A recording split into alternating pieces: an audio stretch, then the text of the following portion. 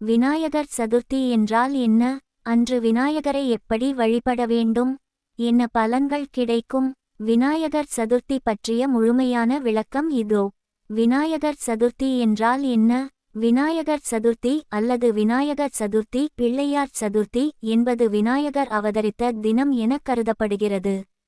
இந்த நாள் சித்திரை மாத சுக்ல சதுர்த்தி, சந்திரனின் வளர்பிறை 4ஆம் நாள் அன்று வருகிறது. விநாயகர் தடைகளை போக்கும் தெய்வம், ஞானம், செல்வம், ஆரோக்கியம், கல்வி ஆகியவற்றின் கடவுள் என்று நம்பப்படுகிறது. அன்று விநாயகரை எப்படி வழிபட வேண்டும்? காலை சுத்தம் செய்து வீட்டில் அல்லது கோவிலில் களிமண் விநாயகரை நிறுவ வேண்டும். குங்குமம், சந்தனம், மலர், துருவம் போன்றவற்றால் பூஜை செய்ய வேண்டும்.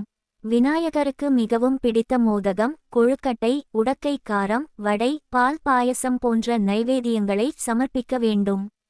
கணேஷ பஞ்சரத்ன ஸ்தோத்திரம், விநாயகர் அகவல், கணபதி அதர்வ சீர்ஷம் போன்ற பாடல்கள், ஸ்லோகங்களை சொல்ல வேண்டும்.